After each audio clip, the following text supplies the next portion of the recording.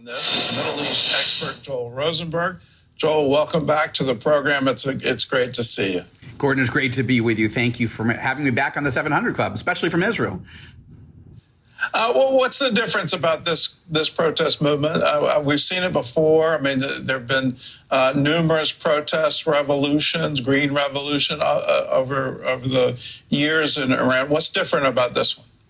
What's different, Gordon, is that we're in an entirely different environment where Iranians increasingly perceive their regime, their wicked, cruel, evil regime, as vulnerable.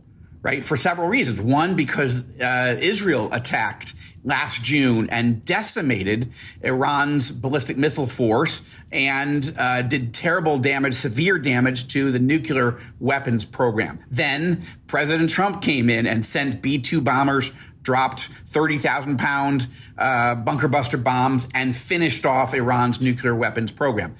Then President Trump, just a few days ago, warned the Iranian regime, if you start killing Iranian protesters, America will come to the rescue. That's a direct quote.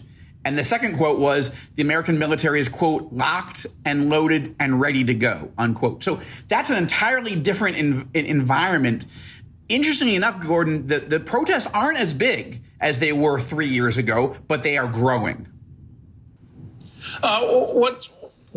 What's the truth here? I'm hearing reports that somehow or other the leadership is looking to exit the country, and everything is really fragile. That there's a real possibility of the monarchy coming back and being restored. Is any of that possible? Well, first of all, let's really pray, with your entire CBN audience that this wicked regime would come down once and for all. I think there's one piece of positive news and one cautionary note. The positive news is, look, with the fall of Bashar al-Assad, the demon of Damascus, right, the former president of Syria, when he got worried that he was going to be, thrown out or overrun by his own people, he got on a plane and flew to Moscow with his family and his millions of dollars. So that's a model. Then President Trump's stunning and very successful and pretty brazen arrest, his raid into Caracas and his arrest of Venezuelan madman Nicolas Maduro, this was another warning, right? So the Supreme Leader of Iran, Ali Khamenei, is in poor health. He's 86 years old, and he's got to really calculate where does he want to live out his last days, or is he going to fall? So that's the good news. The cautionary note is that I think we have to be careful to think that if the Ayatollah, the Supreme Leader, goes, that necessarily means that Iran is free. Okay, let's remember all the years we prayed that Fidel Castro would leave or die.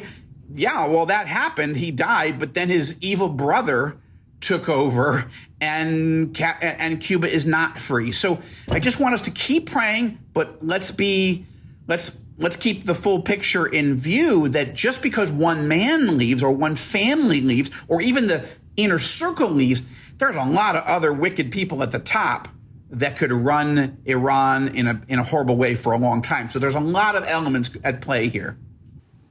How deep does the ideology of hate go in the leadership of Iran? It seems like they're just continuing to breathe hatred against Israel. The entire nuclear program, the ballistic missile program, Hezbollah, Hamas, it's all designed to wipe Israel off the map. How deep does that go in Iranian culture? In the culture, it doesn't go down deep at all. This is all in the regime and in the broader government. I mean, when I say regime, I mean the people at the absolute top with full control. Then there's a government that they manage, right? And then there's the people. The people are done with this regime, and the faster the regime can be swept away, the better. But I would say there's three levels. At the absolute top, I would call this apocalyptic Islam. The Supreme Leader, Ali Khamenei, has an eschatology, a Shia Islamic apocalyptic eschatology that he wants to destroy Judeo-Christian civilization, destroy Israel, the little Satan in his view, and the United States, the great Satan, and then usher in the way for the 12th Imam or the Mahdi to come and rule and govern the entire planet in Islam. That's the apocalyptic Islamic inner circle. Then there's radical Islam. That's the next level, which is bad, but is not, let's bring about the end of the world. But that level of the regime still wants to impose evil on its people and on its neighbors. Then there's corruption, right, which is endemic in a lot of countries in the world. So apocalyptic Islam, radical Islam, and then corruption. That combination is pretty toxic since 1979. But I believe prophetically there is a day coming when this is all going to be over. Are we approaching that rapidly? That I don't know. And I want to be cautious not to draw too quick a prophetic assessment, right? Because I just don't think we have enough data yet.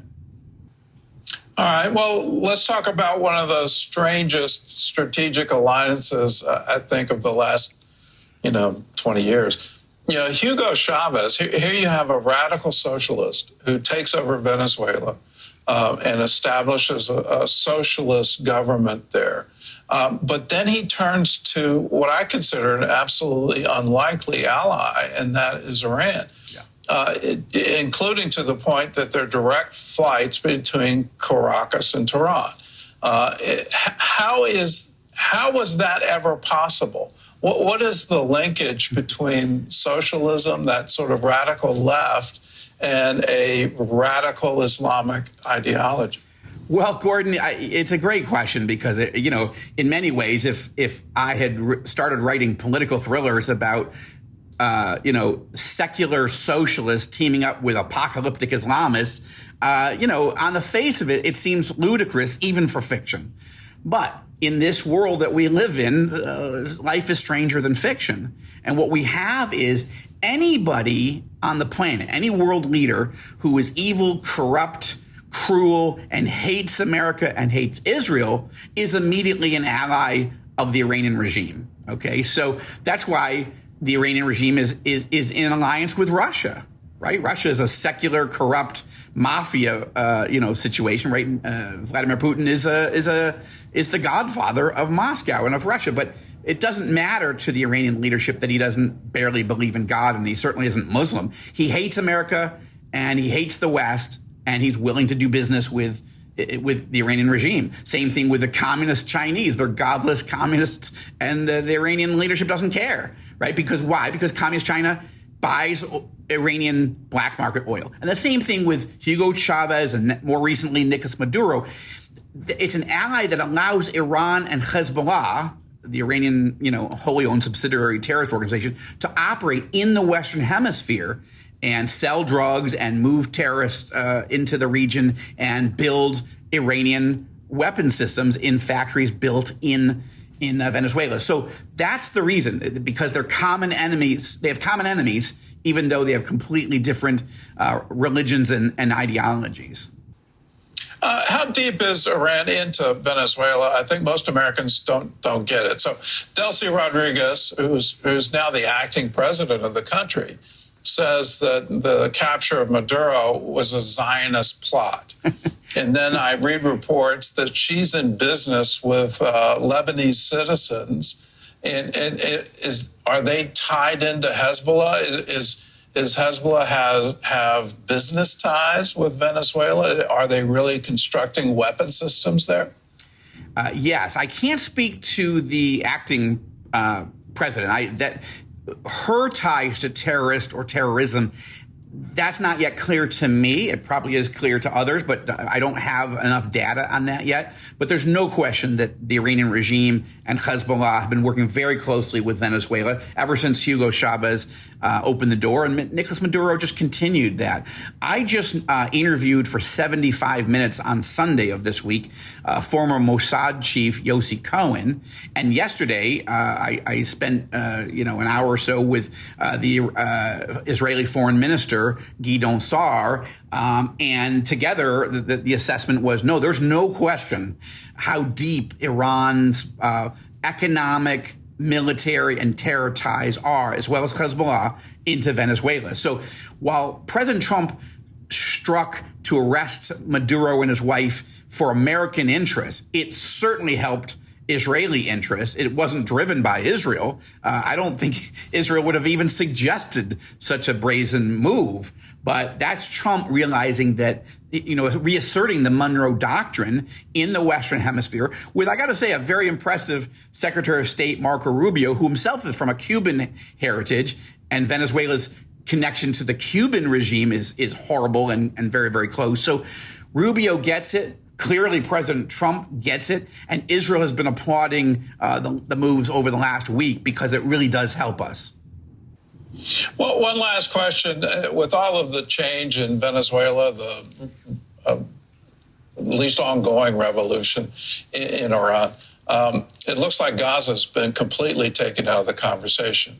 I read that the Gulf states have no interest at all in providing some kind of peacekeeping force there to make sure Hamas doesn't rearm.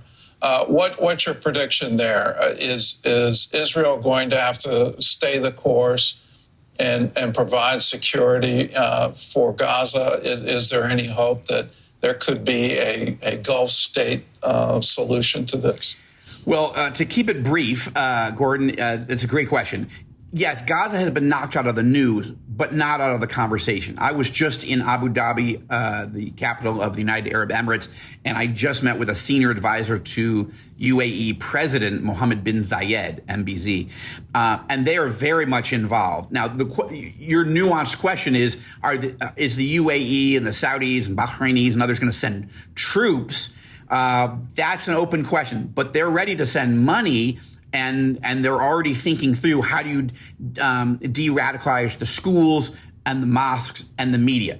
But your larger question, is actually very much the conversation. Remember, Prime Minister Netanyahu was just with President Trump for almost a week in Mar-a-Lago at the Mar-a-Lago summit, which was just basically him and the president, Netanyahu and the president, the sixth time that Netanyahu has met with Trump in person in 2025. You remember President Biden didn't even invite Netanyahu to come to the White House. So, and Gaza was very much part of that conversation. All that to say, it is not yet clear exactly how Hamas is disarmed. Trump keeps saying it has to happen. Israel says it has to happen. They agree on that. The question is the how. And what Israel is very concerned about is that Trump seems publicly, at least, open to the possibility of Turkish troops in Gaza. That would be a disaster for Israel because President Erdogan of Turkey hates Israel and has claims Jerusalem for his own, has threatened to invade Israel because of what we're doing in Gaza to defend ourselves. And Turkey, as bad and evil as their leadership is, they're still a NATO country. So if, God forbid, Israel got into a self-defense moment and accidentally killed Turkish troops in Gaza, that could trigger a war with NATO. So it's a mess. So Israel's very clear, absolutely not. I asked, Guidon Sarr, the foreign minister, about that. And tonight on my Rosenberg Report show on TBN, you'll hear the interview as he goes into that. But bottom line, I think that Trump and Netanyahu, they have the same objective. I don't think they figured out a mechanism to truly disarm Hamas, and that's a concern, but something for us to keep praying about. I'm not pessimistic, but it is a concern. Well, Joel, thanks for being with us, and thanks for your insight. Joel is the editor-in-chief of All Israel News. You can keep up with the latest headlines in the Middle East by visiting their website, allisraelnews.com. And you can also sign up for their newsletter and get it right into your inbox. Joel, again, thank you for being with us. Thank you, Gordon. Happy New Year, and God bless you. God bless you.